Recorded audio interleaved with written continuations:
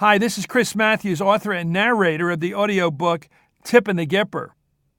I think this country of ours is kind of depressed and really disappointed in its politics. We have filibusters all the time. We have government shutdowns threatened and even defaults on our American dollar. People are just depressed by the inability of politicians to get along with each other, to find compromise.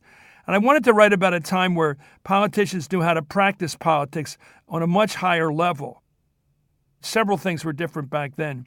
One was when you lose an election, you know it and you act accordingly. TIP knew the Democrats had lost in 1980. Reagan knew the Republicans had lost in 1982.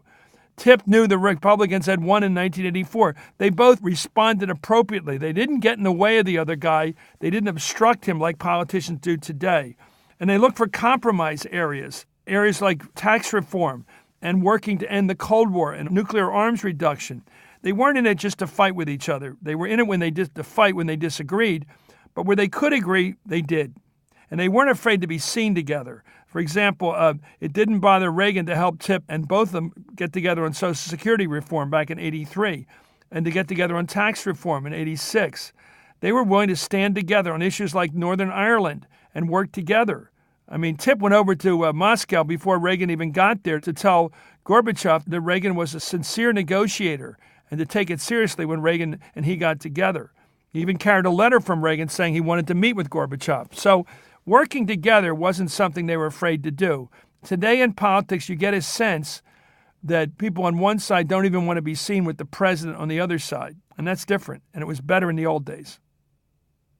In many ways, because I was there every day during this relationship between Reagan and the speaker, I kept a diary for a good part of 1982. In fact, pretty much extensively through 1982, a critical year in that relationship. I was there and I have a good memory of it. I knew where to get the information. I knew that there was a verbatim account of everything the speaker said about Reagan at the morning press conferences. Of course, I knew, like most of us, that Reagan kept a diary.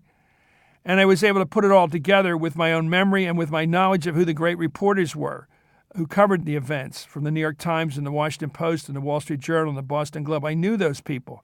And so I was able to put together history as kind of a hologram. I could put all the information together and create a kind of a three-dimensional memory of something that had happened that I was present to.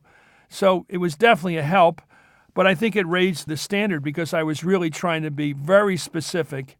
Because I was there, I think I owe it to the reader to get all the facts and to be really a better historian than most historians because I had a real advantage in being on the inside.